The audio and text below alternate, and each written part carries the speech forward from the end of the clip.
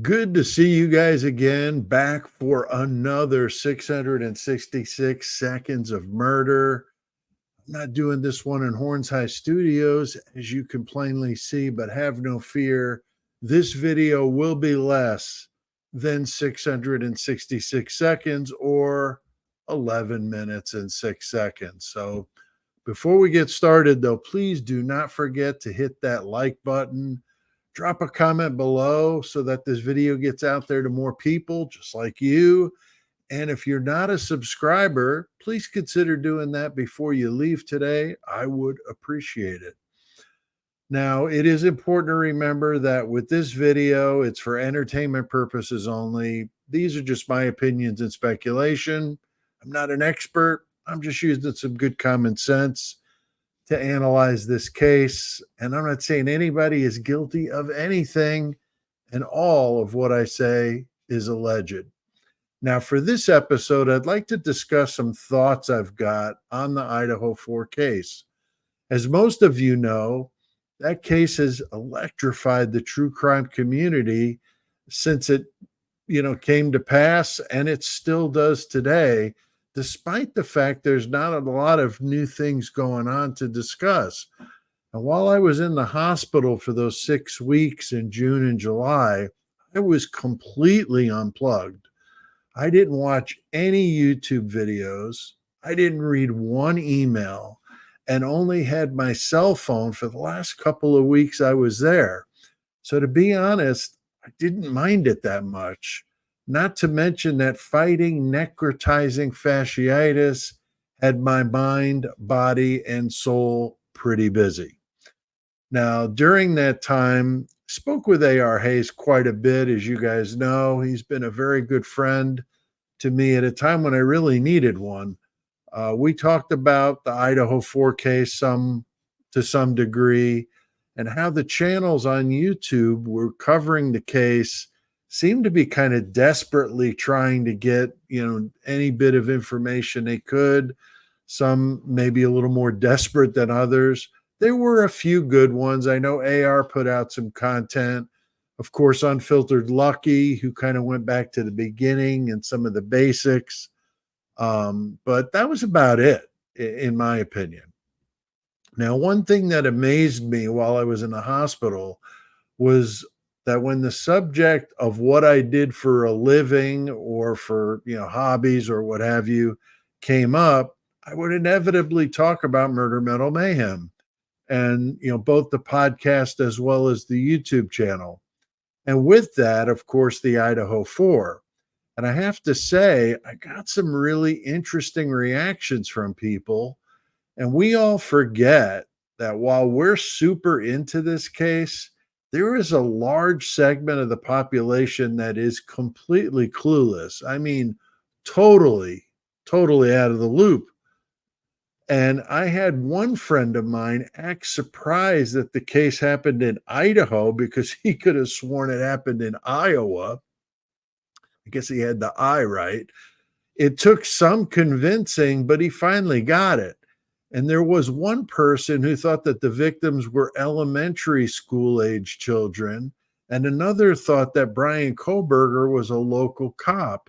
Funny, though, that she said that, since there were some in this community that felt that Brian is or was part of law enforcement. But over and over, I was blown away at the total lack of knowledge about the case.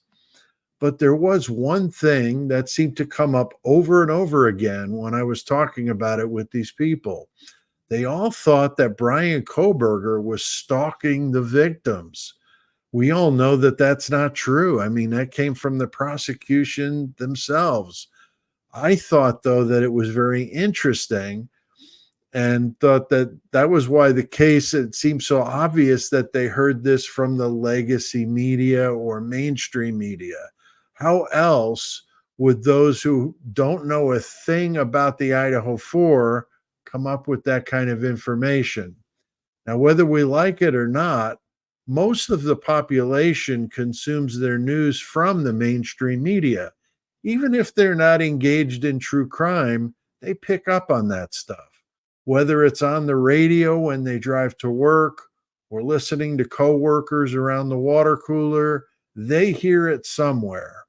The reach of the mainstream media is far and wide. You think about all the sources and ways they have to get the word out. And it's no wonder that all these people make the leap to think that he could have been lying in wait, stalking these girls. And on that night when the lights went out, he struck and left 4 bodies in his wake as he drove his white Hyundai Elantra back to Pullman. I mean, it's sad, but it's true that some people feel that way solely based on media bias. I'm sure that most of you can think about other instances of this type of bias in the media. I know for me, politics comes to mind. Now, I promise I won't talk about that stuff too much, but politics has permeated so many things, like sports, for example. And that's the reason why I gave up on watching professional sports. I can't stand the references to politics. I watch that stuff to get an escape from reality, and I don't want to hear that sort of thing in a sports broadcast.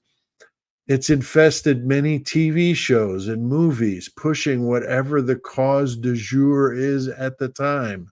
I know a lot of movies that are geared to children are also pushing these ideas. It's no wonder that the jury pool at large is already biased to think that Bryan Kohberger is guilty of these crimes. It's funny that some people feel that us true crime creators have been tainting that jury pool when the mainstream media has much more of a grip on society than most of us. My nearly 10,000 subscribers are unfortunately no match for the millions upon millions of people who listen to the likes of Nancy Grace or Ashley Banfield or whoever else you want to plug in there. It's sad, but true. So what do you guys think about this? Do you believe that Bryan Kohberger stands a chance? How much will a change of venue help when this problem seems to certainly go well beyond the citizens of Latah County? Drop a comment below and let me know what you think. Now, don't forget, don't miss my live tomorrow. That's Sunday, August 18th, 4 p.m. Central. I'll be talking about the Idaho 4 case and much more. And I just might pick a viewer or two to join me in a panel discussion to make things a little more interesting. So don't miss that. You might get your 15 minutes of fame after all. Now, in case you didn't know, I started a new true crime channel with my good friend A.R. Hayes. Check out the handle on the screen and do me a favor and go subscribe to it if you haven't done so already. Darkness Visible True Crime is the name. We've done one live so far, so you can watch the replay of that. And we've got another one scheduled for Tuesday and on Friday. Both of those are at 7 p.m. Central. So check the episode description for a link to the channel. Our plan is to do 2 lives each week to discuss a variety of true crime cases. You definitely don't want to miss that. Comment below, though, with your thoughts. I'd love to hear from you. And don't forget to subscribe before you leave. It helps the channel grow and get me to 10,000 subscribers, if you will. Thanks to my friends in the Horns High Club. You guys are amazing. I truly appreciate your support. And I appreciate the support of all of you guys that watch these videos. And we'll see you next time for another episode of 666 Seconds of Murder.